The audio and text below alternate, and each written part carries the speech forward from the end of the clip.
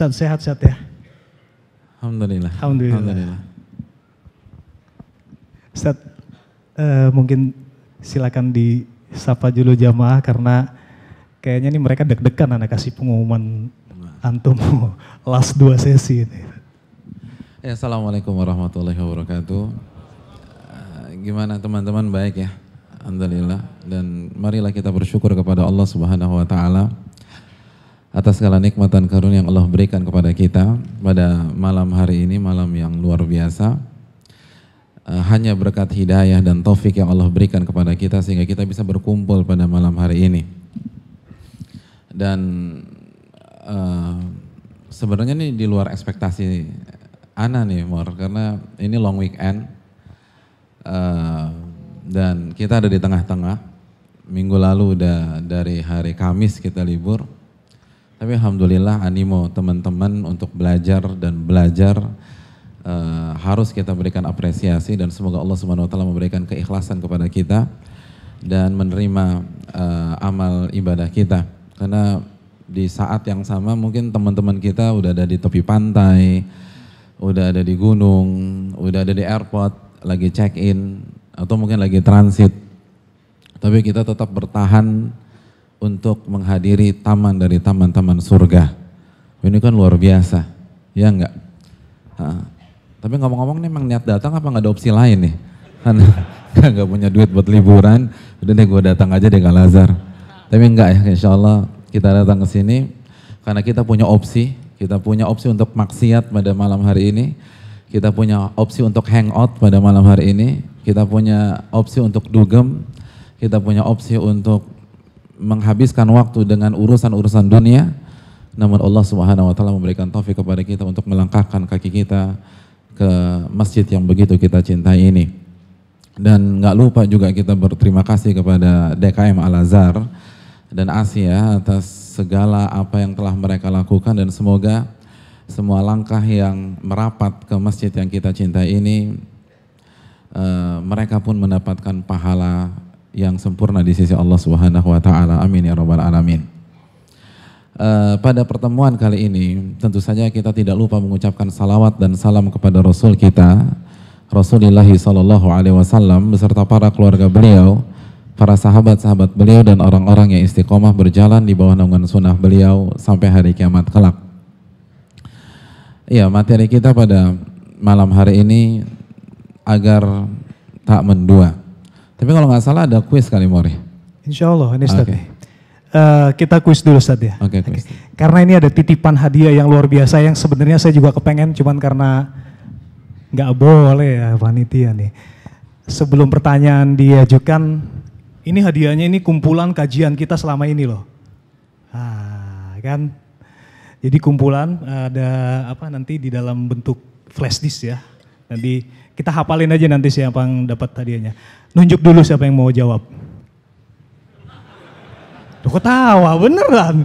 Nah, antum nih beneran. Karena dia sudah apa? Sudah nunjuk. Yang susah ya? Yang susah? Yang susah. Saking susahnya saya bingung nih awan nih. Oke.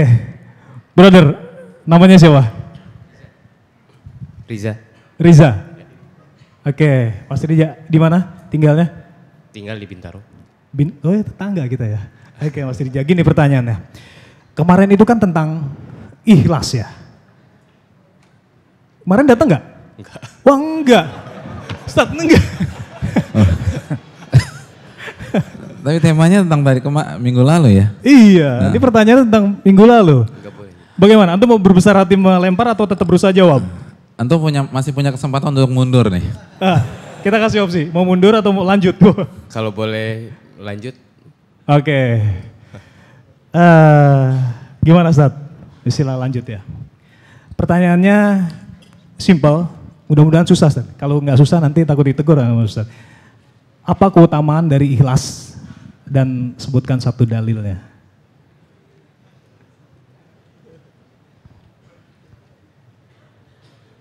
Ikhlas adalah segala sesuatunya tergantung dari niat. Keutamaannya? Keutamaannya kita hanya mengharap kepada ridho Allah Subhanahu wa taala. Dalilnya? dalilnya angkat tangan. Angkat tangan, nyerah Ustaz ya. Opsinya akhirnya last minute baru udah berusaha dulu tapi ada yang mau coba? Wah, masa depan. Ini, yang ini nih, yang topi peci coklat. Yang lain punya kesempatan untuk nyontek nih ya. Dan dari sister saya tolong disiapkan satu penjawab juga, tapi nanti ya. Silakan Mas. Dengan Mas siapa? Assalamualaikum warahmatullahi wabarakatuh. Waalaikumsalam warahmatullahi wabarakatuh. Waalaikumsalam. Nama saya Aldi dari Pluit. Dalilnya saya lupa. Tapi keutamanya insya Allah saya tahu. Tapi tetap angkat tangan. Benar, pertanyaan udah tahu ya. Oke, lanjut silakan. Keutamanya yang pertama, ibadah sunnah kita akan diterima oleh Allah Subhanahu Wa Taala. Yang kedua, dosa-dosa besar kita akan diampuni, bahkan dosa besar. Yang ketiga, Enggak, satu aja. Satu aja keutamaannya. Jangan dijawab semua. Nanti kalau antum salah yang lain nyontek nanti. Yang pertama aja tadi diterima ibadah sunnah kita diterima oleh Allah. Diterima oleh Allah Subhanahu Wa Taala. Dalilnya?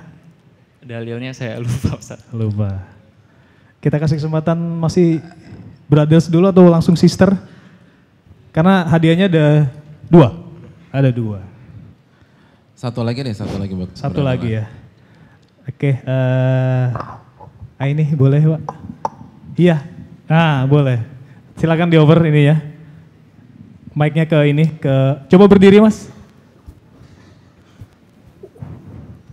Pulang kantor Mas ya? Iya. Oh Masya Allah, enak punya kantor. Silakan, nama?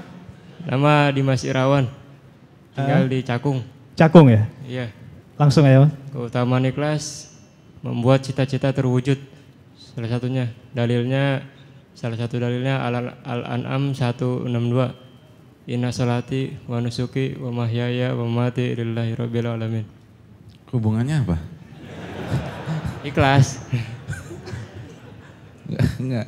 Sama cita-cita terwujud, ayat itu hubungannya apa ya? Ya maksudnya kita mengikhlaskan semuanya ke Allah. Jadi ya ketentuan Allah itu yang terbaik buat kita gitu. Walaupun kita cita-cita, kita punya konsep, tetap konsep Allah yang terbaik buat kita. Kayaknya belum ya, Mas. Gimana satu lagi ya? Atau langsung sister? Karena ada dua hadiah Ustaz. Ya satu lagi, kita nggak punya banyak. Satu lagi. Oke, yang sana. Iya, antum jangan nunjuk yang lain lagi. Tolong di ini. Nama dan tinggal. Nama Sigit, tempat tinggal Bendungan Hilir. Bendungan Hilir. Oke, langsung Mas Sigit. Ibadah yang sesuai dengan sunnah Nabi dan ikhlas itu akan diterima oleh Allah Subhanahu Wa Taala. Dalilnya surat Al-Maidah ayat 27. Surat Al-Maidah ayat 27. Apa isinya?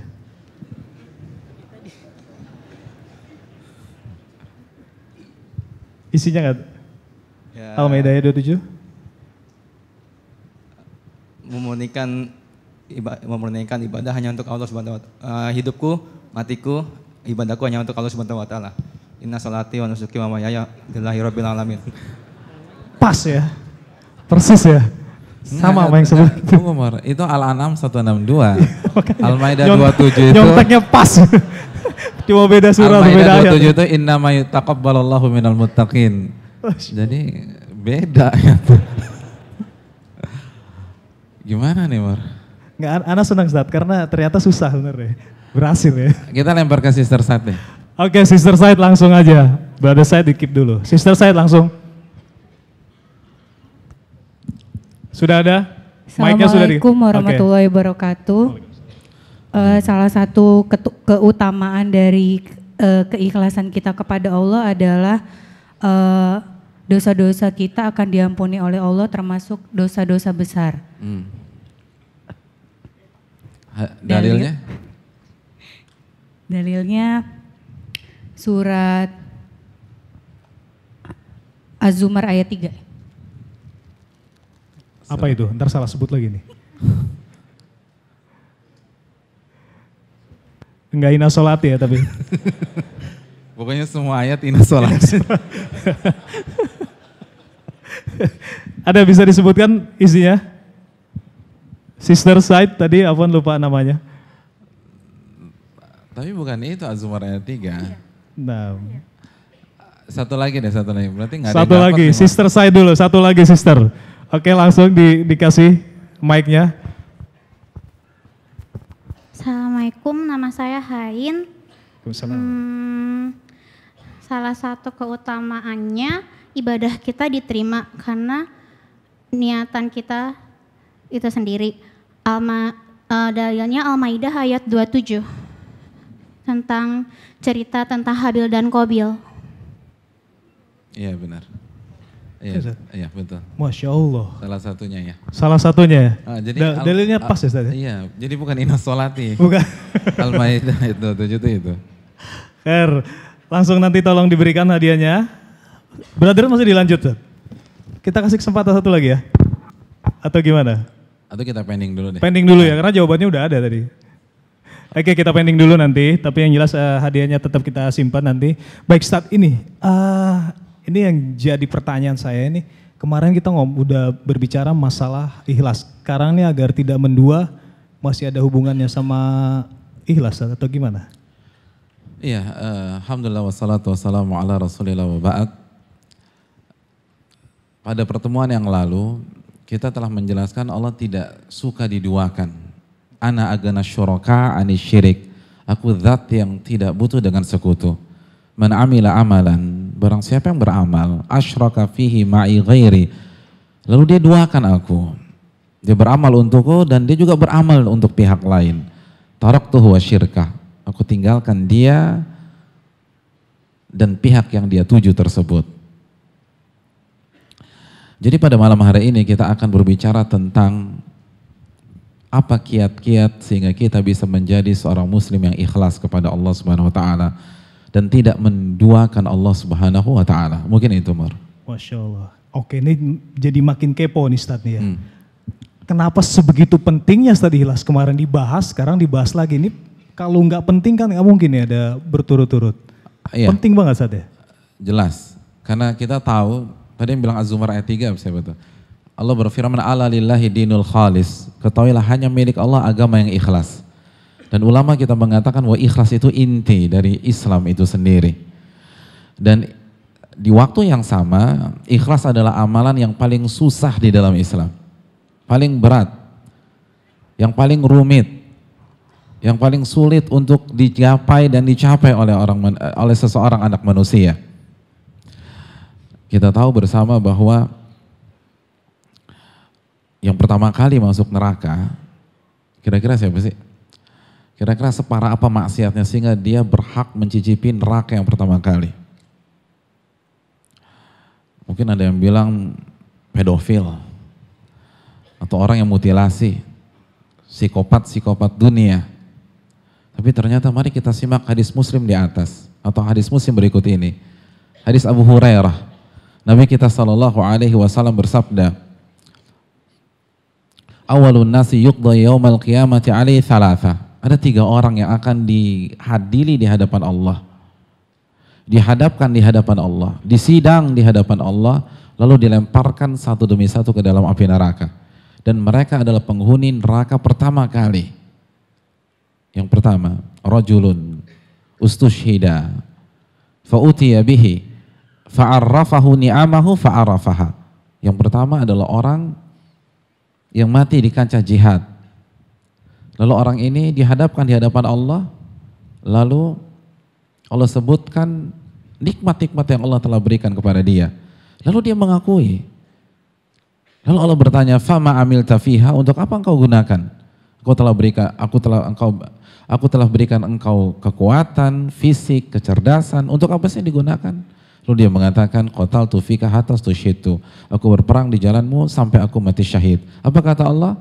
Dusta, kadzabta. Lalu yang kedua, atau orang ini diseret ke dalam api neraka dan dilemparkan ke neraka tersebut. Lalu yang kedua, orang yang membaca Al-Quran, mempelajari ilmu agama dan mengajarkan ilmu agama. Lalu Allah bertanya lagi, fama amilta fiha? Engkau telah aku berikan nikmat yang sangat luar biasa. Untuk apa engkau gunakan? Dengan bangganya dia mengatakan, ta'allamtul ilma wa 'allamtuhu liyuqal, atau ta'allamtul ilma wa 'allamtuhu wa qara'tu fikal Qur'an. Aku mempelajari ilmu agama, mengajarkan ilmu agama dan membaca Al-Quranul Karim semata-mata mengharapkan ridhomu. Apa kata Allah Subhanahu wa taala? Kadzabta, dusta, walakinnaka, namun pada hakikatnya ta'allamtal ilma wa 'allamtahu liyuqal alim. Engkau mempelajari dan mengajarkan ilmu agama agar dikatakan alim, agar dikatakan ustadz, agar dikatakan habib, agar dikatakan kiai, agar dikatakan tuan guru. Dan kau membaca Al-Quran agar dikatakan qari. Faqad qil, dan gelar itu telah engkau dapatkan. Akhirnya diseret orang ini dan dilemparkan ke dalam api neraka. Lalu orang yang ketiga adalah orang yang menginfakkan hartanya, mendonasikan hartanya, menyumbangkan hartanya.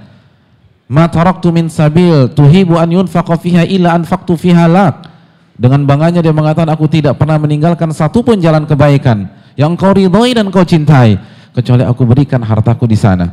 Kata Allah, kadzabta, dusta, karena pada hakikatnya engkau melakukan hal itu agar dikatakan jawad, agar dikatakan dermawan, orang yang punya kepedulian sosial, dan itu telah engkau dapatkan. Akhirnya dilemparkan lagi ke dalam api neraka. Ikhlas adalah hal yang sangat berat.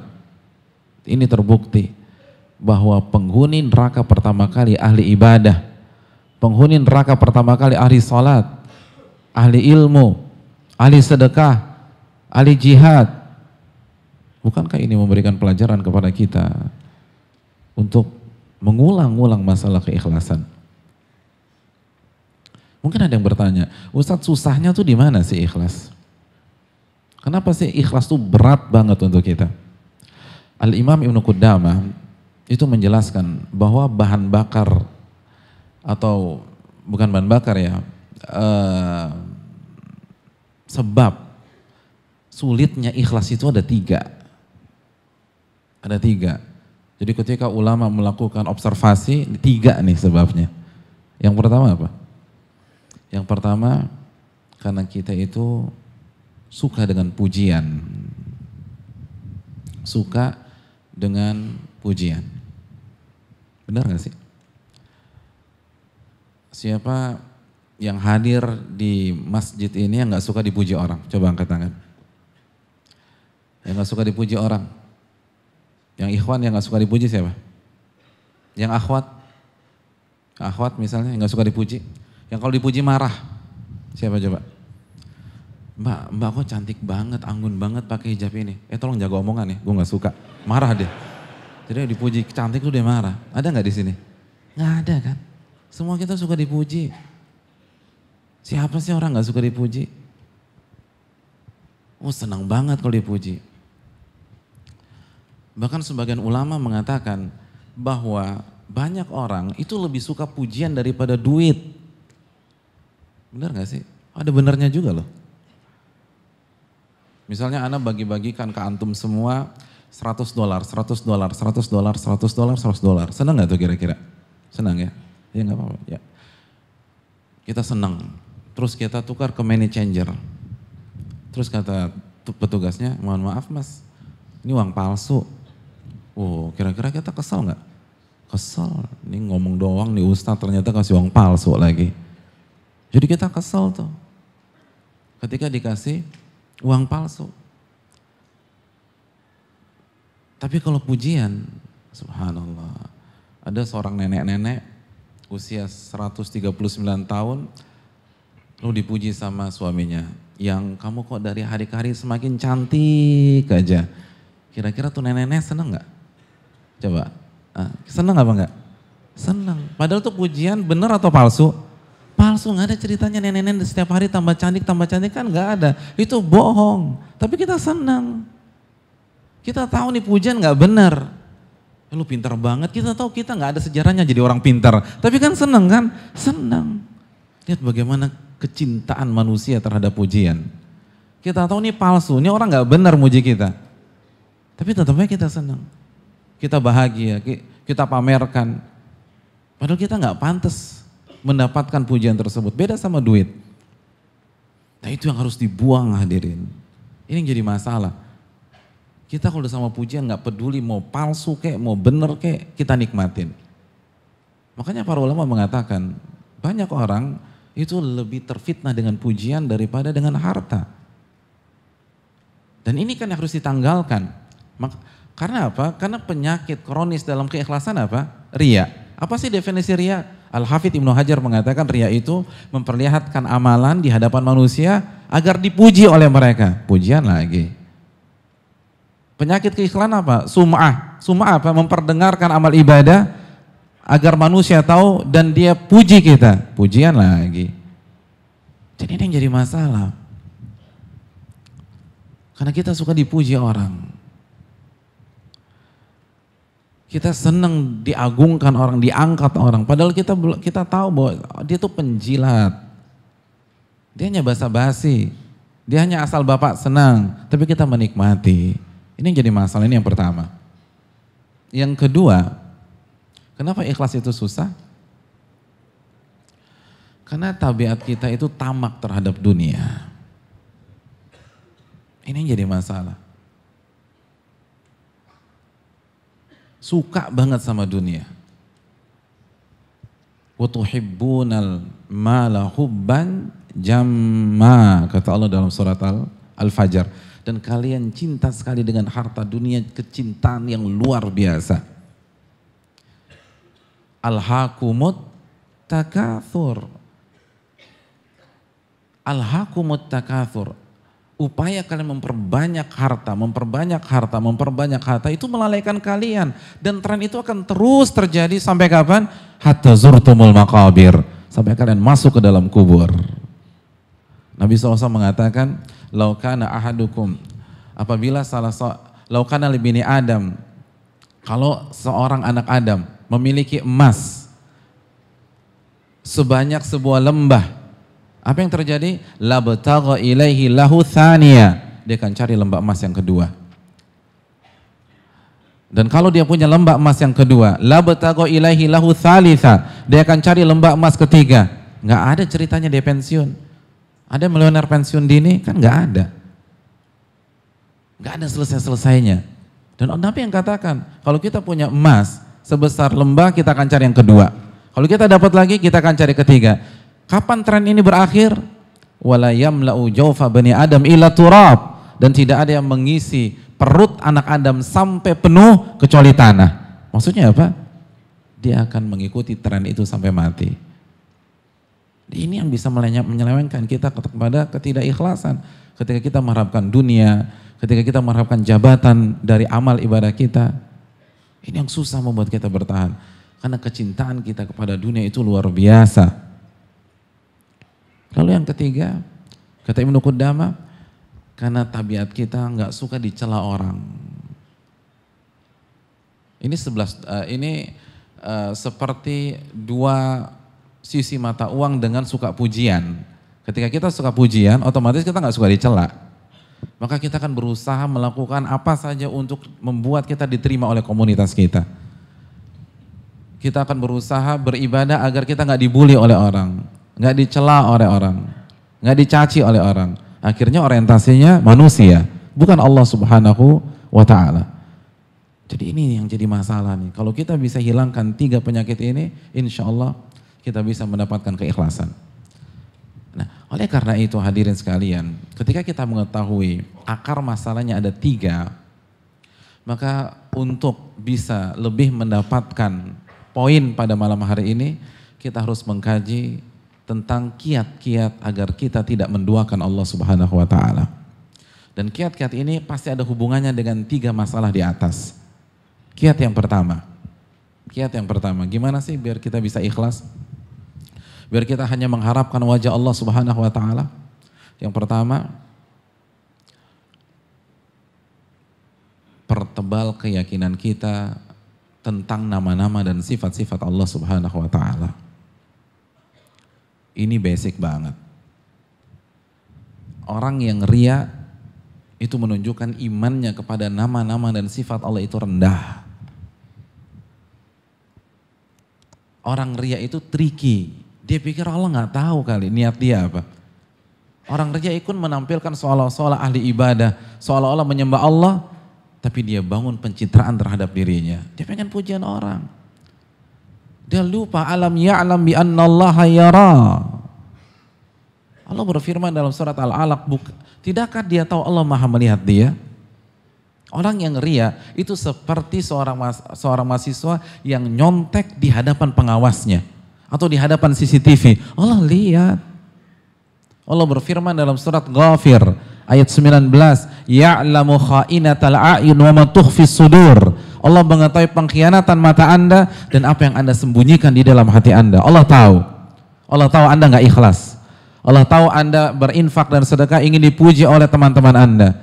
Allah tahu ketika Anda nyumbang ke masjid agar nama Anda harum di tengah masjid tersebut. Allah tahu. Ya'lamu kha'inatal a'yun wa ma tukhfis sudur. Allah mengetahui pengkhianatan mata Anda dan Allah tahu apa yang Anda sembunyikan di dalam hati Anda. Jadi orang yang ikhlas sama orang yang tidak ikhlas, yang ria, yang cari pujian, yang cari dunia, itu sama saja bunuh diri, hadirin yang dirahmati oleh Allah. Karena Allah tahu ketika kita sholat kita nggak ikhlas. Allah tahu ketika kita jadi imam atau jadi makmum yang kita harapkan adalah wajah manusia. Allah tahu. Ini yang jadi masalah. Kenapa kita tidak memperdebal keimanan kita kepada Allah Subhanahu wa taala? Yakinlah Allah As-Sami', Allah Basir, Allah Al-Khabir, Allah Al-Alim. Allah berfirman dalam surat Al-An'am ayat 59, wa indahu mafatihul ghaibi la ya'lamuha illahu.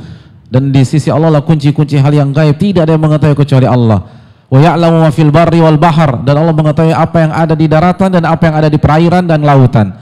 Wa ma tasqutu min waraqatin illa ya'lamuha, dan Allah mengetahui segala daun yang jatuh dari pohonnya, dari pohon apa, dan kemana dia tertiup angin, dan kemana dia terhempas. Allah tahu.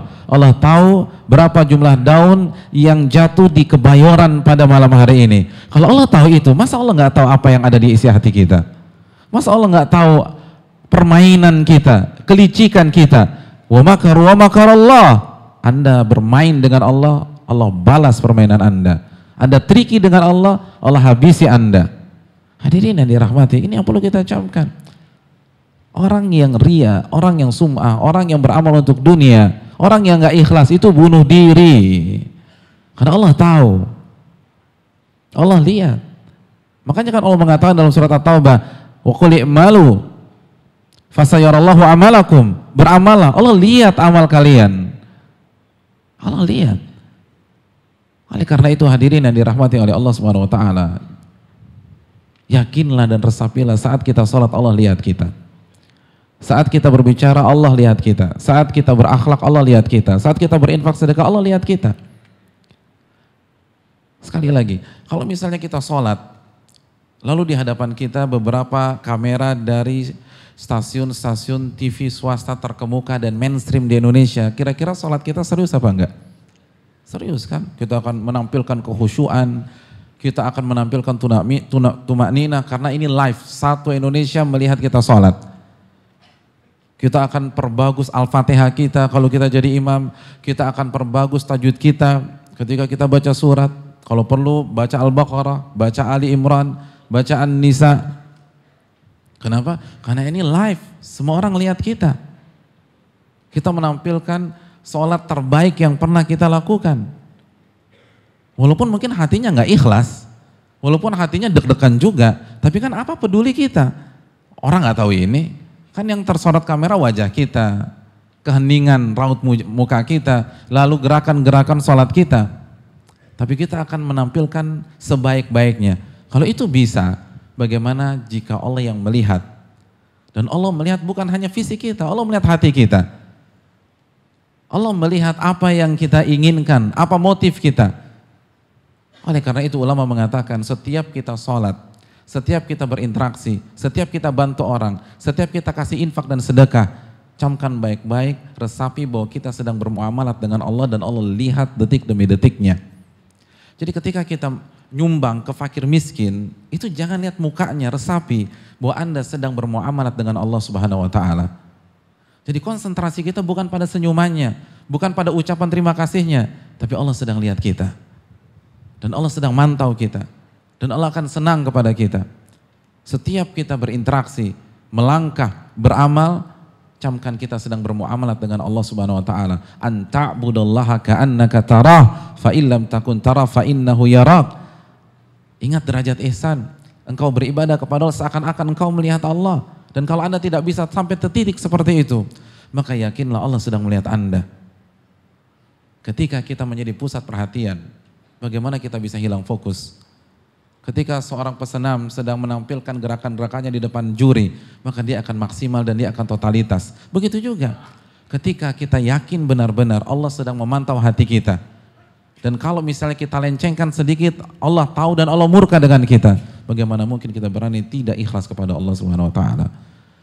Makanya perdalam nama-nama dan sifat-sifat Allah Subhanahu wa taala.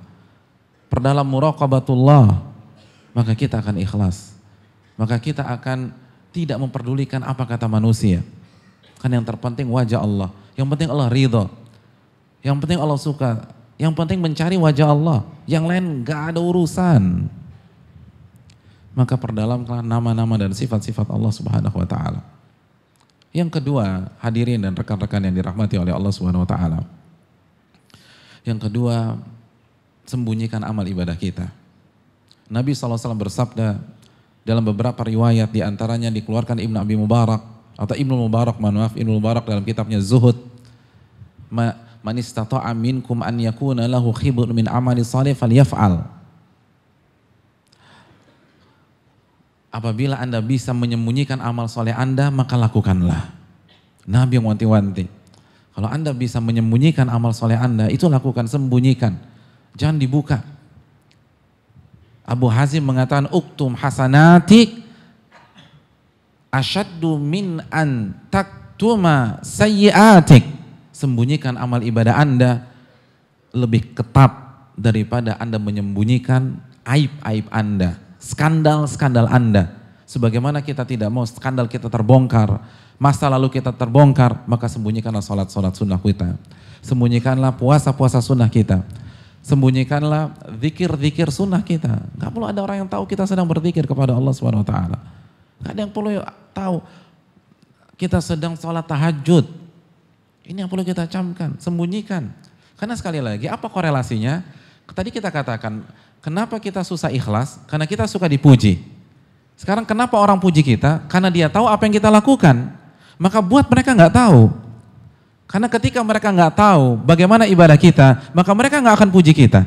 Dan kalau mereka nggak puji kita, peluang kita ikhlas semakin besar. Kan begitu logikanya. Jadi semakin orang nggak tahu, atau kalau kita nggak bisa tutup semuanya, minimal 1-2 orang saja lah yang tahu. Maka mereka nggak akan puji kita. Kalau mereka nggak puji kita, maka kita akan lebih mudah mengikhlaskan diri kepada Allah Subhanahu wa taala. Sekarang jujurlah kepada Allah Subhanahu wa taala. Kita mau cari pujian siapa? Pujian Allah atau pujian manusia? Kalau kita cari pujian Allah, man istata'a minkum an yakuna lahu khibrun min amali salih falyaf'al. Barang siapa yang bisa menyembunyikan amal ibadahnya, maka lakukanlah. Lakukanlah. Jangan dibuka. Jangan ditampilkan kecuali syiar. Kecuali syiar. Syiar memang ditampilkan. Maka jangan sampai nanti hari Jumat antum nggak ada yang sholat Jumat. Ketika ditanya, kenapa bro nggak sholat Jumat? Oh, man istata'a minkum an yakuna lahu khibrun min amali salih. Hadis sahih, riwayat Ibnu Mubarak dalam kitab Zuhud, makanya antum ngaji. Wah repot kalau begini. Syiar ditampilkan, sholat Jumat, sholat 5 waktu ke masjid untuk laki-laki, atau datang ke pengajian. Gue khawatir riya kalau ke Al-Azhar, ikut streamingnya aja lah. Ini gak tepat. Karena rumah Allah harus dimakmurkan. Innama ya'muru masajidallah. Sesungguhnya yang memakmurkan rumah-rumah Allah hanya orang-orang yang beriman, kata Allah Subhanahu wa taala. Tapi jika amalan itu bukan syiar, sembunyikan. Sembunyikan. Kecuali untuk dakwah. Kecuali untuk memberikan qudwah. Tapi itu hati-hati sekali. Hati-hati sekali. Ana ingin tanya sama antum. Antum kalau kerja, antum pengen dapat gaji 100 juta atau 20 juta? Kok susah banget sih? Terlalu susah soalnya. 100 juta kan? Kalau begitu logika kita, maka silakan baca Al-Baqarah ayat 271. In tubdus shadaqat fa ni'mahi. Kalau kalian perlihatkan sedekah kalian, itu baik selama ikhlas, enggak ada masalah. Tapi ada kelanjutannya, wa in tukhfuha wa tu'tuhal fuqara wa huwa khairul lakum. Tapi kalau Anda sembunyikan, Anda rahasiakan dan itu orang miskin tetap Anda kasih, itu lebih baik untuk kalian, lebih besar pahalanya untuk kalian. Kenapa kalau duit pengen yang lebih besar, tapi kalau pahala zuhud, yang penting kan masuk surga Pak Ustadz, di lantai satunya juga gak masalah. Enggak. Kalau duit pengen besar, pahala harus lebih besar. Allah mengatakan kalau Anda sembunyikan, itu lebih baik untuk kalian. Kenapa? Karena potensi ikhlas akan lebih besar. Makanya kata para ulama, kalau kita tidak bisa sembunyikan seluruh amal ibadah kita, paling enggak kita punya 1 atau 2 amalan rahasia yang tidak ada yang mengetahui kecuali kita dengan Allah Subhanahu wa taala. 1 aja amalan rahasia. Mau itu zikir, mau itu salawat, mau itu salat-salat sunnah, mau itu puasa sunnah, 1 saja. Masa nggak bisa sih? Kita berangkat ke kantor naik motor, kan gak ada yang lihat tuh. Ya udah sambil di helm baca perbanyak salawat kepada Nabi SAW. Baca salawat. Terus kalau misalnya kita lagi jalan berzikir kepada Allah Subhanahu Wa Taala, gak ada yang tahu. Jangan ada yang tahu. Dan kalau baca salawat jangan diselfiekan lagi, terus diposting lagi ke akun kita. Ini penyakit nih gitu loh. Saya tidak ingin membicarakan hukum selfie, tapi ini bahaya hadirin. Sembunyikan. Al-Imam Zahabi mengatakan, para sahabat dan para ulama dulu itu sangat semangat dalam menyembunyikan amal. Sampai mereka beramal bertahun-tahun, istri mereka aja nggak tahu. Mereka beramal. Istri mereka nggak tahu. Berapa infak yang sudah mereka lakukan, berapa salat-salat sunnah yang sudah mereka lakukan, dan itu real. Nabi SAW bersabda, masih ingat gak hadis yang 7 golongan yang akan dinaungi oleh Allah Subhanahu Wa Taala? Sab'atun yudhilluhumullahu fi dhilli yawma la dhilla illa dhilluh. Ada 7 golongan kata Nabi yang Allah akan naungi di hari di mana tidak ada naungan kecuali naungan Allah Subhanahu Wa Taala. Di antaranya apa? Rajulun tasaddaqa biyamini fa akhfaha. Seseorang yang berinfak dengan tangan kanannya lalu dia sembunyikan, hatta la ta'lam shimaluhu ma tunfiqu yaminu, sampai tangan kirinya itu enggak tahu apa yang diinfakkan tangan kanannya. Allahu akbar. Saking dia sembunyikan, tangan kiri enggak tahu apa yang diinfakkan tangan kanan. Saya mau tanya sama antum semua. Antum kalau ke kantor yang antum bawa tangan kanan atau tangan kiri? Tuh kebanyakan mikir lagi. Ini kenapa sih kok agak? Coba minum dulu air mineral. Ini kan pertanyaan simpel. Antum kalau ke kantor yang antum bawa apa? Subhanallah. Ada apa? Yang antum bawa tangan apa nih? Ya udah dua-duanya bilang. Kok bingung? Terlalu berat ya pertanyaannya. Antum sih mau nanya terlalu berat tadi. Jadi terdoktrin tuh kan. Mikir saja jadinya. Iya, subhanallah. Kalau antum ke masjid, yang antum mau tangan kanan, tangan kiri, dua-duanya. Antum pulang ke rumah, dua-duanya. Artinya apa? Tangan kiri nggak pernah terpisah dengan tangan kanan. Nggak ada ceritanya, tangan kiri lo mana? Ketinggalan di rumah nih bro. Nggak ada kan. Maksud Nabi apa? Maksud Nabi sembunyikan dari mata-mata, dari pihak-pihak yang menemani Anda 7 kali 24 jam. Karena tangan kiri selalu mendampingi tangan kanan 7 kali 24 jam. Tidak ada 1 detik pun kecuali 2 tangan ini kompak, 2 tangan ini solid. Di sana ada tangan kanan, di situ ada tangan kiri dan sebaliknya. Itu aja nggak tahu tangan kiri. Lakukan hal yang sama. Antum sama istri 7 kali 24 jam nggak? Iya, 7 kali 24 jam. Kalau antum masuk kamar mandi, istri masuk kamar mandi juga. Kalau antum pup, istri ikut pup nggak? Kan enggak. Kok istri bisa tahu semua apa yang kita amalkan? Berarti ada yang salah nih. Gimana kita mau mendapatkan naungan dari Allah kalau itu kita tidak dapat kita lakukan? Ini 7 kali 24 jam. Tangan kiri nggak tahu apa yang diinfakkan tangan kanan. Sembunyikan sampai seperti itu. Dan itu yang dilakukan para ulama. Orang yang lebih ikhlas dari kita, orang yang lebih pintar menata hati dari kita. Kita dikit-dikit, ini syiar Pak Ustadz, ini dakwah. Boleh, tapi kan gak sesimpel itu. Ulama aja takut kok. Mubarak itu waktu berjihad itu pakai cadar. Dan Dan orang-orang takjub, ini siapa laki-laki bercadar ini? Gak ada yang tahu identitasnya. Suatu ketika, begitu perang telah usai, ada seseorang temannya, itu datangin Ibnu Mubarak. Biasa kepo gitu loh, ini siapa sih ini orang? Begitu lagi duduk bareng, dia singkap tanpa minta izin terlebih dahulu. Akhirnya ketahuan Ibnu Mubarak. Dan semenjak itu beliau terkenal ke seluruh penjuru negeri.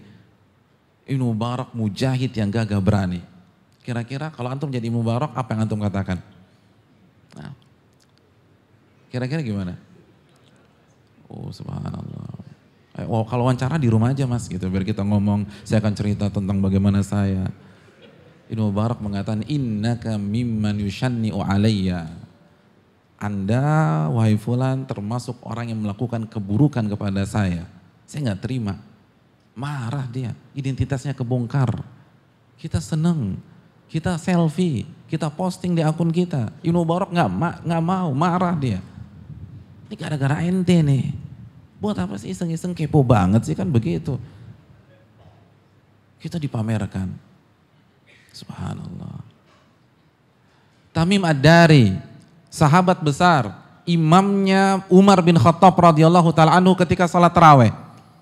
Tamim Ad-Dari ketika ditanya bagaimana salat tahajud Anda? Bagaimana sholat tahajud Anda? Apa jawab Tamim Ad-Dari? Beliau mengatakan begini, la raq'atun usalliha fi jawfil lail ahabbu ilayya min an usalliya al-laila kullaha thumma aqussa an-nasa 'ala dzalik. Aku sholat 1 rakaat di tengah kegelapan malam, gak ada yang tahu, gak ada yang tahu.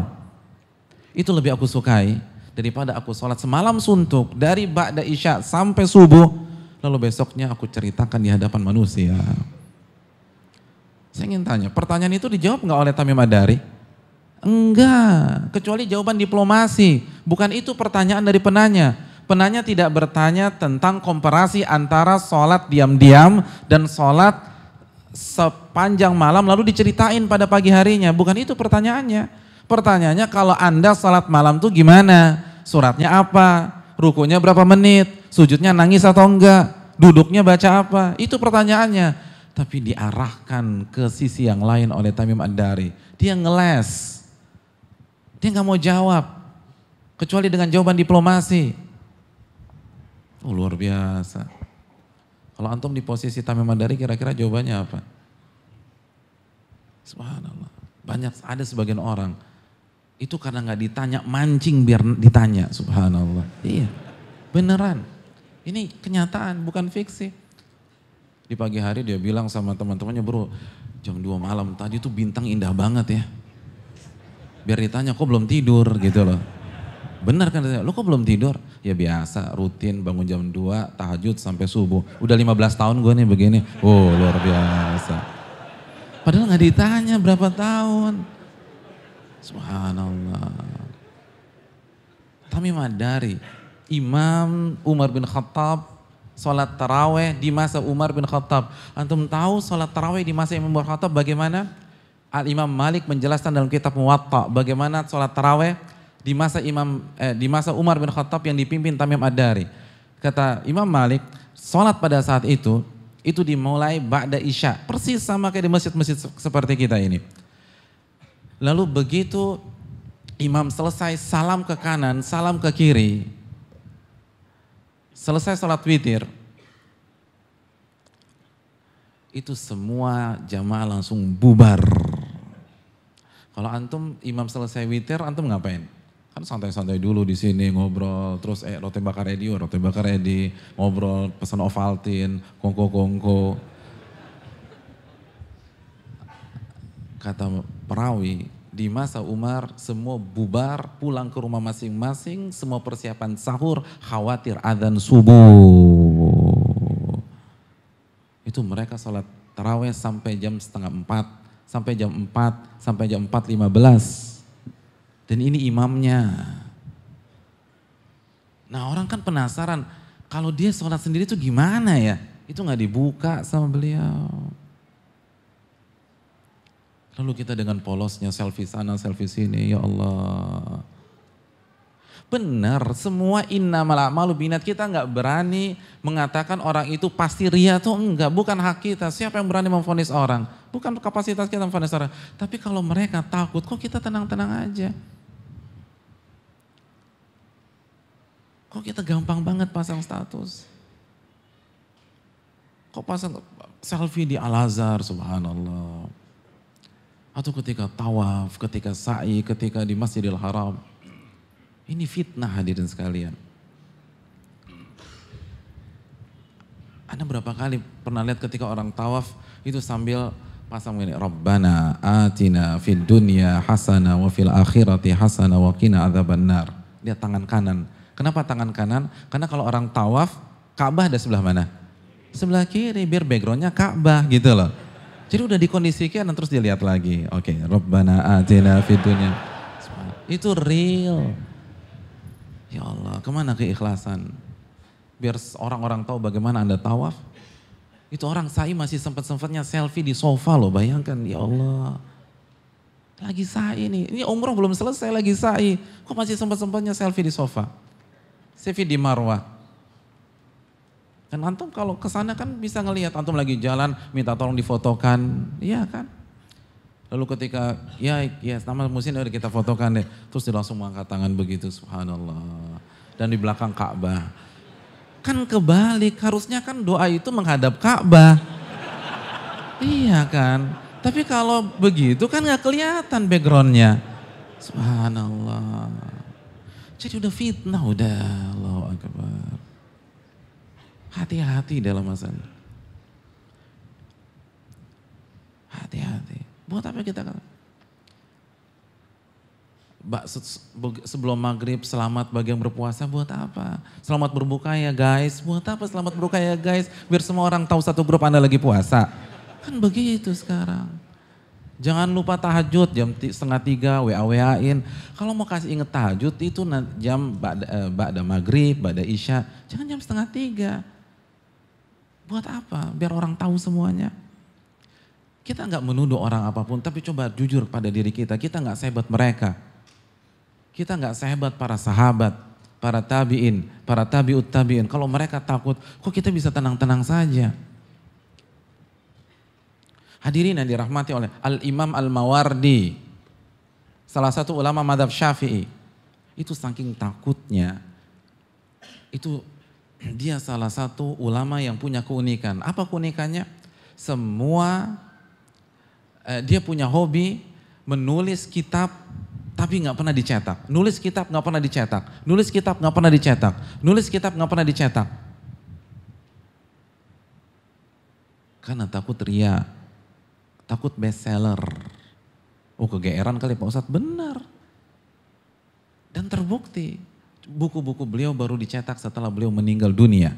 Dan terbukti bestseller. Jangan ngaku pakar fikih kalau belum membaca Al-Ahkamus Sultaniyah karya Imam Mawardi. Itu para ulama. Gak. Padahal kan gak ada masalah, itu takutnya loh. Lalu kita dengan gampang kasih tahu sana, kita ngaji di sini. Subhanallah. Siapa kita? Sehebat itukah kita? Coba kita jujur dengan Allah Subhanahu wa taala. Sembunyikan, Nabi yang katakan kalau Anda bisa sembunyikan. Jangan digugah. Oke, kalau ingin dakwahkan 1-2 orang lah. Jangan ditampilkan semuanya seakan-akan kita nggak mungkin terkena ria, nggak mungkin terkena sum'ah, nggak mungkin terkena penyakit-penyakit hati. Kita ini rentan. Kita baru ngaji berapa tahun sih? Sudah berapa ayat yang sudah kita hafal? Sudah berapa ribu hadis yang sudah kita pelajari? Lalu kita tenang-tenang saja. Ini penyakit kronis, penyakit yang mematikan. Sembunyikan. Makanya ulama mengatakan tadi, sembunyikan amal ibadah Anda sebagaimana Anda menyembunyikan dosa-dosa Anda. Jangan buka. Ini ibadah kita nggak ada apa-apanya, masa hancur lagi dari ria?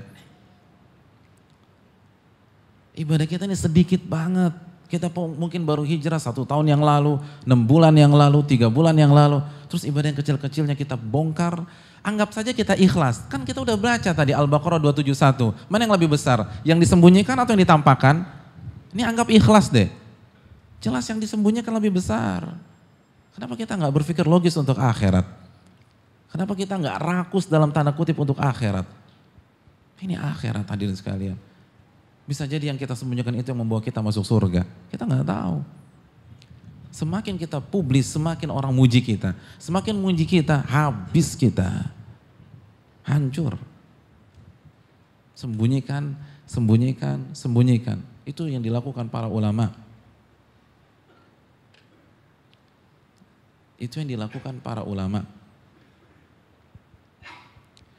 Sibawayh, tokoh besar Nahwu. Judul bukunya apa? Alkitab. Siapa yang belajar bahasa Arab? Lulusan Al-Azhar siapa nih? Alkitab artinya apa sih? Buku. Unik kan? Nyulis buku judulnya buku. Kenapa dikatakan buku? Ternyata dikatakan Alkitab karena buku ini tidak ada judul dan siapa pengarangnya. Dalam beberapa riwayat dikatakan sebab alasan Sibawayh tidak menulis judul karena khawatir. Gak berani beliau kasih judul dan nama penulisnya. Khawatir. Karena waktu itu beliau masih cukup muda, khawatir terkena gejolak, karena belum pantas, khawatir riya, khawatir ujub. Akhirnya beliau tulis buku itu nggak, covernya kosong, nggak ada judul, nggak ada nama penulis. Tapi kan para pakar nahwu tahu gitu loh. Antum punya guru besar di kampus, lalu dikasih artikel yang nama penulisnya nggak terposting. Tapi begitu antum baca teorinya, ini dosen gua nih gitu loh. Antum tahu kan? Nah begitu juga pakar nahwu. Oh ini Sibawayh. Maka dinamakannya Alkitab. Subhanallah. Itu ulama-ulama besar. Sembunyikan hadirin sekalian. Kecuali itu syiar. Atau untuk dakwah, tapi hati-hati. Kita tidak mengharamkan untuk menampilkan. Bagaimana mungkin kita haramkan Allah membolehkan dalam surat Al-Baqarah 271. Tapi enggak seperti yang kita lihat pada hari ini. Semua posting. Alhamdulillah tiba di Madinah dengan selamat. Buat apa kasih status alhamdulillah tiba di Madinah dengan selamat? Biar semua orang tahu kita sedang ziarah ke ziarah ke Masjid Nabi lalu ke makam Nabi SAW.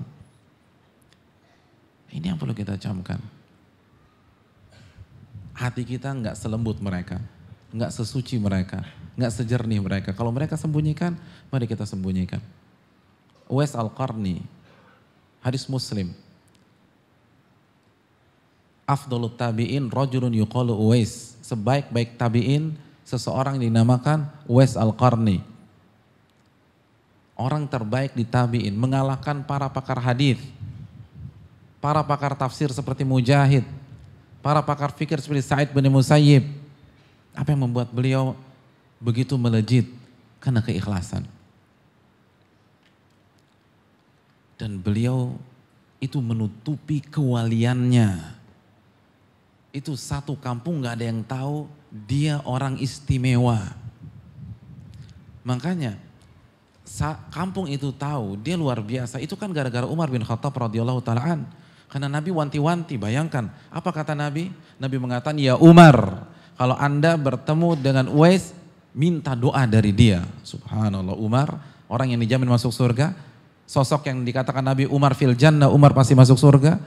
Lalu diminta oleh Nabi untuk minta doa dan istighfar dari Uwais Al-Qarni. Maka Umar setiap musim haji tanya, interogasi. Kafilah atau rombongan yang datang dari negerinya Uwais. Siapa di antara namanya Uwais? Siapa di antara namanya Uwais? Sampai salah satu orang bingung, ini ada apa sih Umar nanya Uwais. Umar mengatakan Nabi bersabda kepada kita, kalau Anda bisa bertemu Uwais, minta agar Uwais berdoa memohonkan ampun untuk dosa-dosa kita. Didengarlah oleh orang yang paling sering membuli Uwais Al-Qarni. Begitu dia pulang lagi, tempat yang pertama kali dia tuju bukan rumahnya tapi rumah Uwais Al-Qarni. Lalu orang ini minta maaf dan meminta kepada Uwais agar Uwais berkenan untuk mendoakan dirinya. Antum kalau jadi Uwais, antum doain enggak? Nah, ini yang paling sering bully antum. Sekarang dia langsung hadapan antum minta tolong doa. Kira-kira antum doain enggak? Ya doa Pak Ustadz biar celaka tuh orang kan begitu ya sekalian. Uwais mengatakan enggak. Dengan dua syarat. Kecuali dengan dua syarat. Saya enggak akan doakan Anda kecuali dengan dua syarat. Apa syarat yang pertama? Syarat yang pertama, berhenti membuli saya. Lumrah kan? lumrah dong. Ya udah, pokoknya lu berhenti deh. Syarat yang kedua, jangan bilang siapa-siapa. Doa saya diijabah oleh Allah Subhanahu wa taala. Allahu Akbar. Jangan bilang siapa-siapa, enggak mau wes. Kalau kita praktek, subhanallah. Padahal enggak ada hadis doanya diijabah sama Allah. Subhanallah. Buka praktek orang zaman sekarang. Wes jangan bilang siapa-siapa. Ini baru luar biasa.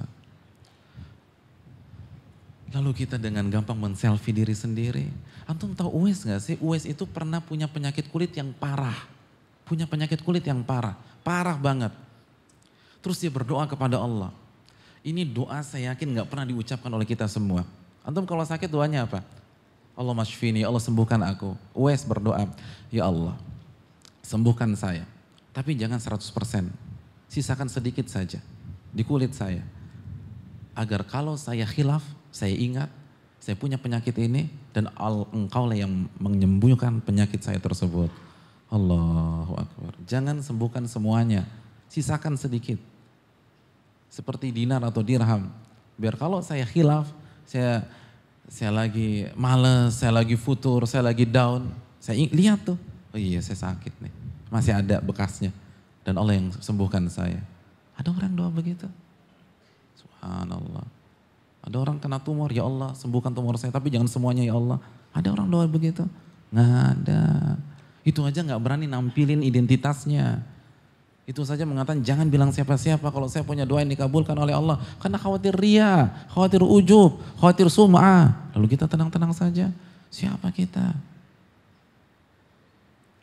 Hadirin, kita tidak memvonis orang, tapi coba kita jujur kepada Allah. Apakah derajat kita seperti mereka? Mereka nggak berani, takut. Oleh karena sembunyikan ibadah kita yang pas-pasan ini. Karena pahalanya lebih besar. Kecuali kalau 1-2 saat kita ingin memberikan teladan kepada anak kita atau untuk dakwah, tapi jangan menjadi setiap saat demikian karena Nabi mengatakan barang siapa yang bisa menyembunyikan amal ibadahnya, lakukanlah.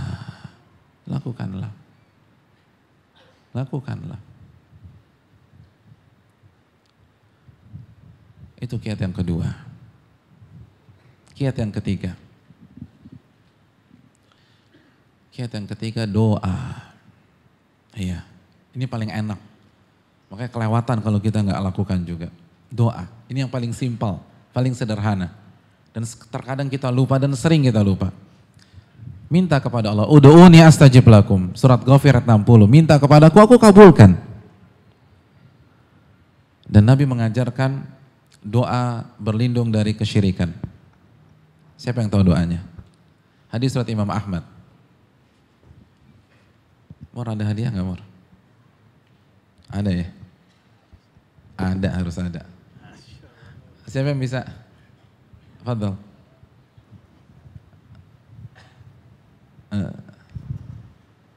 Yang mana nih? Yang mana? Yang duluan nunjuk mana sih? Yang mana nih? Terserah Anton dah ini. Itu tadi ada yang nunjuk tapi nunduk, malu-malu. Oh yang belakang aja. Oh berbesar hati Ustaz. Ada nggak? Nggak ada ya? Tunggu, ada? Tes. Atau antum langsung praktekkan ilmu tadi? Nggak mau riak Pak Ustaz? Gue sih hafal tapi nggak mau pamer aja kan begitu ya? Enggak, ini beda, ini belajar nggak masalah. Fadhal. Ini Ustaz. Allahumma inni a'udzubika an usyrika bika wa ana a'lam wa astaghfiruka lima la a'lam. Iya, betul. Hadis surat Imam Ahmad, Allahumma inni a'udzubika min an usyrika bika syai'an a'lamu wa astaghfiruka lima la a'lamu. Ya Allah, aku berlindung kepada Engkau dari kesyirikan yang berpotensi aku lakukan padahal aku tahu itu syirik. Dan aku beristighfar kepada Engkau dari kesyirikan yang aku tidak ketahui. Kita tahu nih riya nggak boleh, tapi tetap aja senang dipuji, itu loh. Kita tahu sum'ah tuh nggak boleh, tapi pengen aja cerita-cerita amal ibadah kita. Oleh karena itu baca doa ini. Hadirin, banyak orang yang berdoa, tapi banyak di antara kita itu doanya minta dunia terus, minta dunia terus. Minta dunia bagus, nggak ada masalah. Rabbana atina fid dunya hasanah, itu dalil tentang minta dunia. Tapi jangan seluruh doa kita dunia lagi, dunia lagi, dunia lagi. Kalau nggak job, jodoh. Kalau nggak jodoh, job lagi. Job, jodoh, jodoh, job lagi. Subhanallah. Minta keikhlasan. Saya pernah baca artikel, katanya survei membuktikan dari semua atau multi agama, ternyata survei membuktikan yang paling diminta oleh manusia dari agama manapun duit gitu loh. Dan ini nggak boleh terjadi bagi umat Islam. Silakan minta uang dan rizki yang halal. Nabi juga minta, Allahumma inni as'aluka ilman nafi'an wa rizqan thayyiban wa amalan mutaqabbala. Tapi jangan itu terus. Minta keikhlasan, karena keikhlasan luar biasa. Minta keikhlasan, hadirin yang dirahmati oleh Allah. Perbanyak doa, Allahumma inni a'udzubika min an usyrika bika syai'an a'lamu wa astaghfiruka lima la a'lamu. Minta terus. Agar kita dijaga oleh Allah Subhanahu wa taala. Ud'uni astajib lakum, minta kepadaku, aku kabulkan. Dan kiat yang terakhir, camkan hadirin sekalian, bahwa tidak ikhlas adalah sebab utama su'ul khatimah. Su'ul khatimah, kematian yang tragis, kematian di atas kemaksiatan. Ini penjelasan para ulama, di antaranya Al-Hafidh Ibnu Rajab Al-Hanbali rahimahullah. Mereka para ulama membawakan sebuah dalil. Nabi SAW bersabda, Inna ahadakum la ya'malu bi'amali ahlil jannah hatta ma yakun bainahu bainaha illa dhira' faya'mal bi'amali ahlin nar faidakhulaha. Sesungguhnya salah seorang dari kalian, ada kasus di antara kalian itu semasa hidupnya itu senantiasa mengerjakan amalan-amalan ahli surga, ya sholat, ya ngaji, ya zikir, ya berdakwah, ya jadi koordinator atau mungkin dia ustadznya, dia haji, dia umroh, amalan-amalan ahli surga, dia infak, dia buka yayasan, dia buka panti asuhan. Hatta ma yakuna bainahu wa bainaha illa dhira', sampai jarak antara dia dengan surga tinggal satu hasta. Apa maknanya? Di detik-detik terakhir kehidupannya. Karena semakin kita mendekati kematian, maka jarak kita dengan surga semakin jauh atau semakin dekat? Semakin dekat.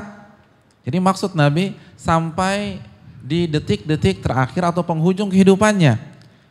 Fayasbiqu alil kitab, lalu kitab Allah menentukan lain. Faya'mal bi'amali ahlin nar, lalu dia tergelincir dan dia meninggal di atas maksiat tersebut.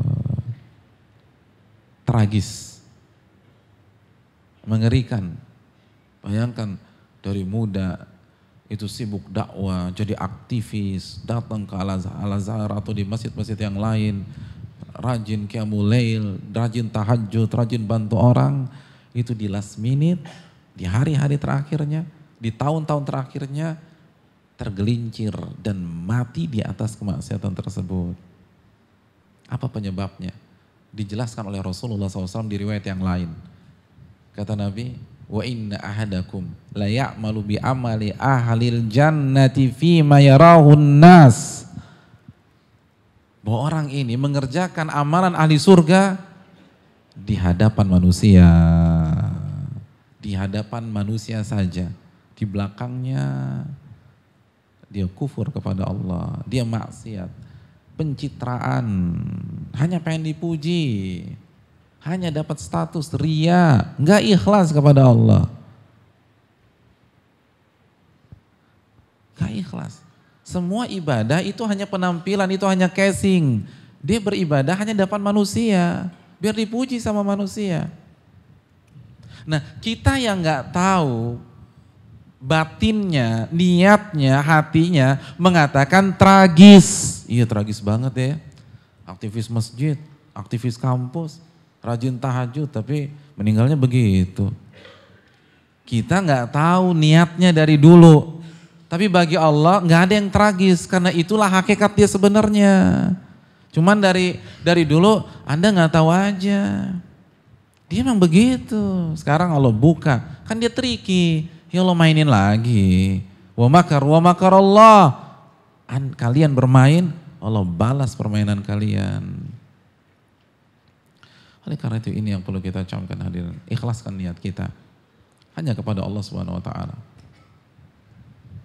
Dan hadirin, sebelum kita tutup materi ini, saya ingin ingatkan di antara sebuah ayat yang menarik dalam masalah keikhlasan, karena sekali lagi potensi kita ingin dipuji itu besar.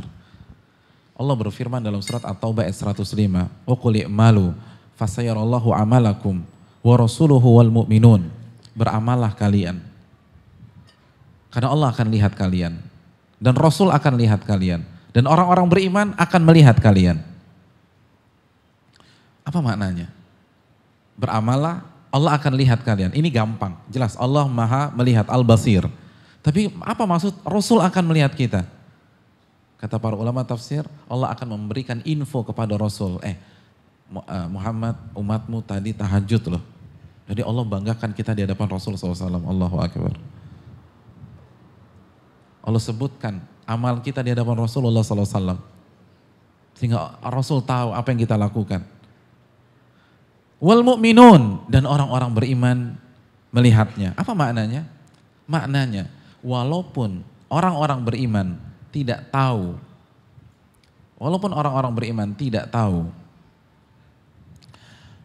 apa yang kita lakukan, Allah akan memberikan rasa simpatik di dalam hati mereka kepada kita. Jadi nggak tahu, gue senang aja sama dia. Padahal kita nggak tahu gimana amal ibadahnya. Pokoknya simpatik aja. Pokoknya kalau dia ngomong kena aja. Kalau yang lain belum tentu. Jadi kalau memang kita pengen, begini caranya. Bukan diumbar. Ini cara yang terhormat, ini bermain cantik. Ikhlaskan niat kepada Allah, maka orang-orang beriman simpatik sama kita. Tanpa cara murahan. Dengan perlihatkan secara terang-terang itu murahan. Cara yang elegan, ikhlaskan niat kepada Allah. Sembunyikan amal kita. Emangnya Allah gak bisa membuat seluruh orang beriman simpati kepada kita? Allah Maha mampu. Allah akan gerakan hati-hati hambanya untuk mendukung kita, senang sama kita, respect sama kita. Dan ini yang terjadi. Kalau ingin mencari, mengharapkan simpatik manusia, cari dengan cara yang elegan. Lalu kata Allah, lalu kalian akan dikembalikan ila alimil ghaibi wa syahada. Lalu nanti kalian akan disidang di hadapan Allah Subhanahu wa taala. Hati-hati hadirin sekalian. Kita akan disidang. Kita akan dibongkar. Yauma tublas sarair. Pada hari di mana semua rahasia kita dibongkar di hadapan manusia. Di hadapan para nabi. Di hadapan para rasul. Di hadapan orang tua kita. Di hadapan istri dan anak-anak kita. Semua rahasia kita dibongkar oleh Allah. Dan semua akan terkejut. Ternyata pencitraan selama ini. Ternyata basa-basi. Ternyata musang berbulu domba. Yauma tublas sarair. Allah akan bongkar semua rahasia-rahasia Anda pada hari kiamat kelak. Oleh karena itu marilah kita jaga keikhlasan kita kepada Allah Jalla wa'ala. Ini yang bisa disampaikan. Wassalamualaikum warahmatullahi wabarakatuh. Baik, Masya Allah ya. Ngeri-ngeri sedep ya. Pentingnya ikhlas. Oke, kita langsung buka sesi pertanyaan untuk brother side dan sister side. Dan nanti tolong nanti kita punya jalur masing-masing alurnya untuk Ikhwan nanti kalau turun di sebelah kiri. Tapi untuk brothersnya tolong stay dulu karena kajian belum selesai. Ya, bertahan dulu. Ini bisa jadi poin penting nanti. Silakan mungkin. Oke, yang depan nih. Iya, tuh. Berdiri Mas, nama dan tinggal. Sister side disiapkan mic-nya. Tes. Assalamualaikum warahmatullahi wabarakatuh. Waalaikumsalam. Nama saya Mahfril, Mahfril. Ya, tinggal di Tanah Abang. Masya Allah. Yang mau saya tanyakan, apakah boleh jika kita berbohong untuk menutupi amal ibadah kita? Ya. Berbohong? Ya. Assalamualaikum warahmatullahi wabarakatuh. Waalaikumsalam warahmatullahi wabarakatuh. Iya, terima kasih jazakallahu khair atas pertanyaan yang bermanfaat dari Nasril ya. Oh, Mahfril.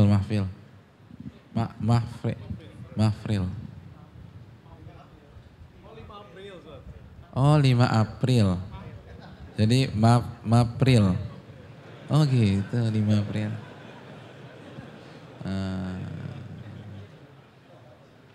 Ana 3 Juli jadi gajul gitu ya. Jelek banget. Alhamdulillah kita beda madhab. Jadi ingat kita Ustaz ya, Masya Allah. April. Iya terima kasih jazakallahu khairan.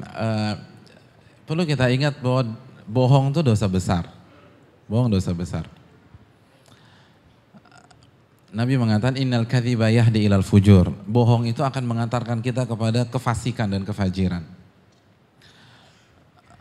Dan bohong adalah tanda orang munafik. Ayatul munafiki thalath idza haddatsa kadzab. Tanda orang munafik itu ada 3. Yang pertama kalau dia bicara dia bohong.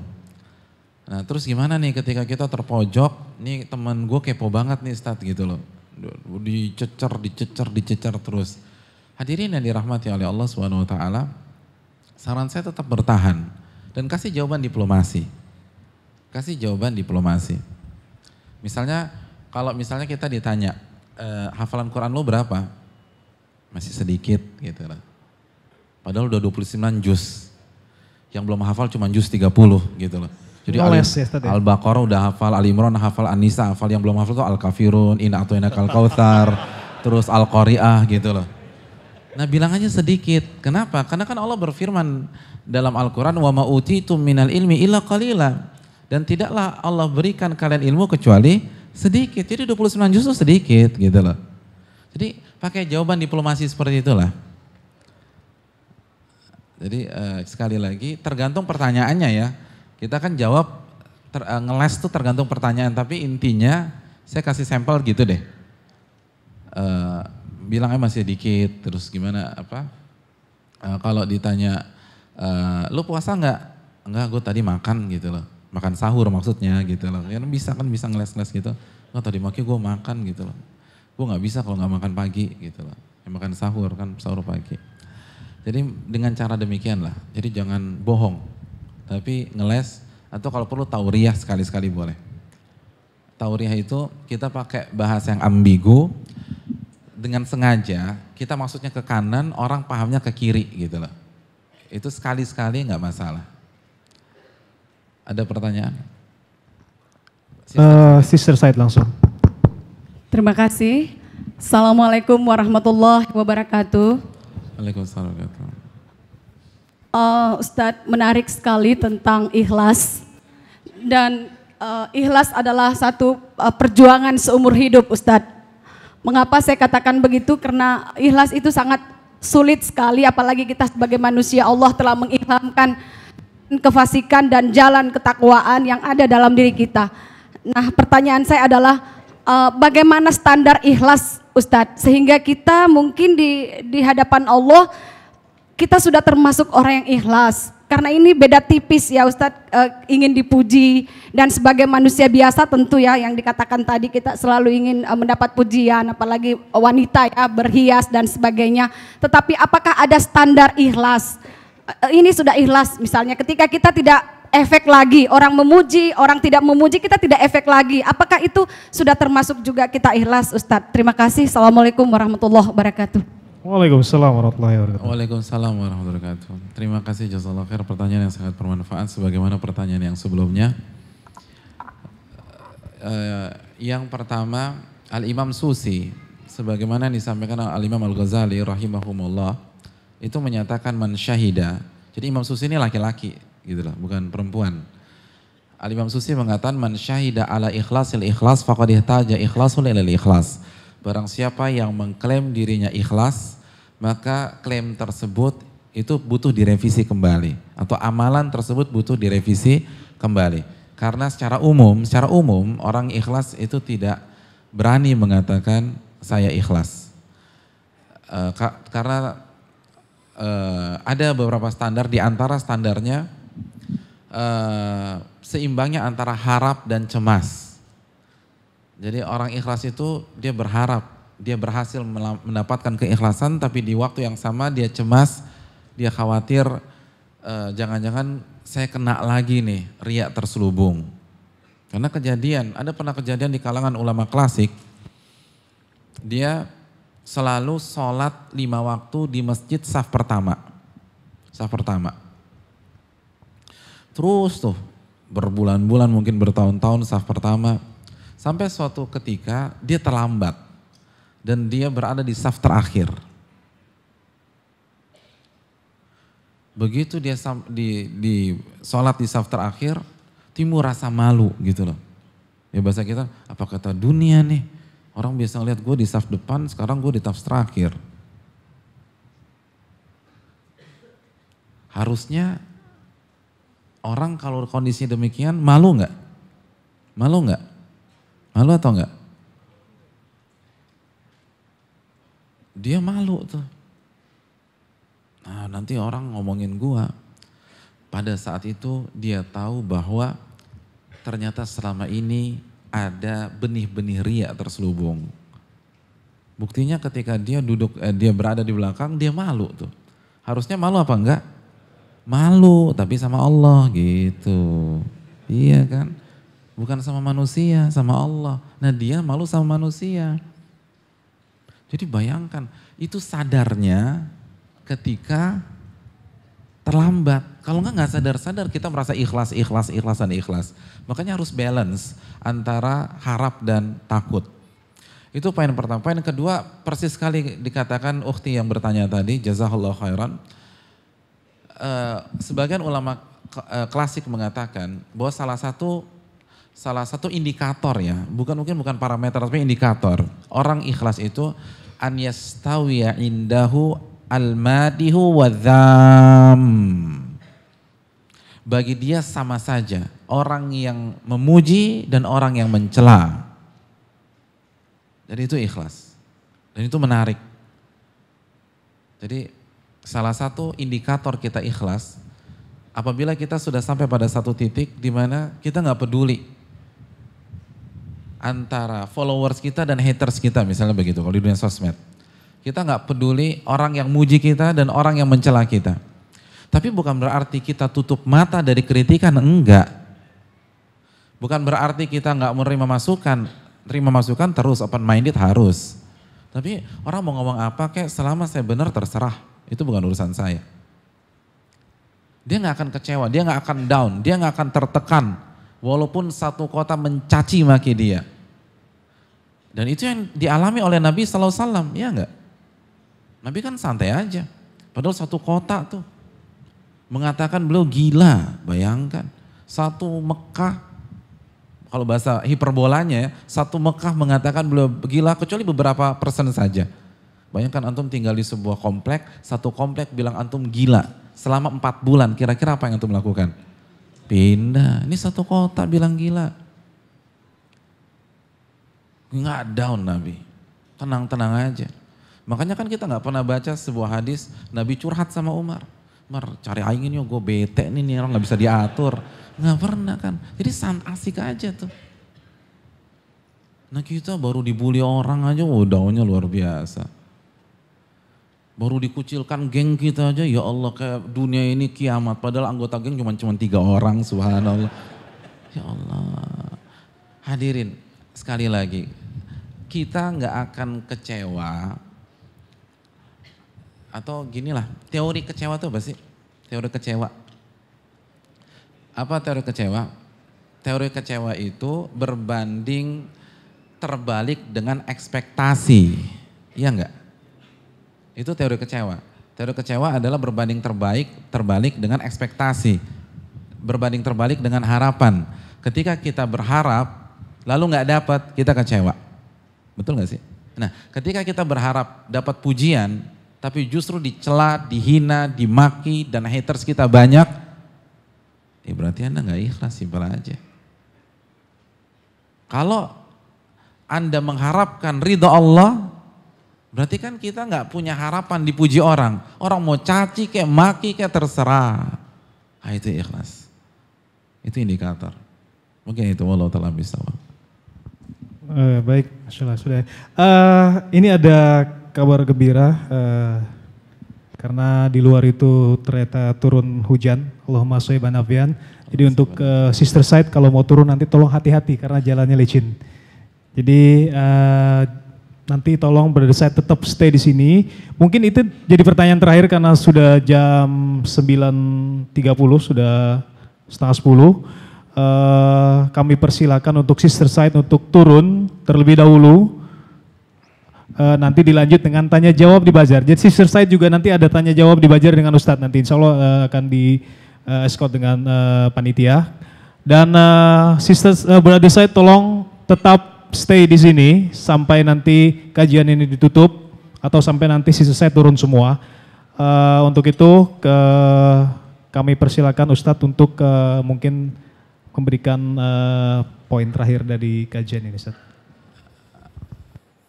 Terima kasih jazakallahu khairan. Bicara tentang keikhlasan itu tidak mungkin dibahas 1-2 kali pertemuan, dan kiat-kiat ikhlas masih banyak sebenarnya, namun yang kita sampaikan adalah beberapa poin yang bisa disampaikan dengan keterbatasan ilmu yang berbicara, dan diharapkan kita kaji terus, gali terus dimanapun kita berada atau di majelis-majelis yang lain, karena sebagaimana statement dari ukhti kita yang bertanya tadi bahwa ikhlas itu adalah perjuangan seumur hidup. Itu statement yang bagus sekali dan kita ucapkan jazakallahu khairan kepada beliau. Dan kita ikhlas bukan 1-2 hari ini, tapi materi yang kita bahas hendaknya kita jadikan sebuah perenungan untuk menggali lagi ilmu ikhlas sehingga kita bisa mendapatkan husnul khatimah. Saya rasa cukup sampai di sini. Terima kasih atas atensi dan perhatian jamaah sekalian. Dan mungkin kita perlu ingatkan juga akhwat-akhwat dan teman-teman yang single dan sendiri ke sini, nggak bareng mahram, nggak bareng keluarga. Kalau bisa jangan kemalaman, segera langsung pulang pulang ke rumah siapa? Dan segera mencari mahram saja. Ya, terima kasih jazakallahu khairan. Ya.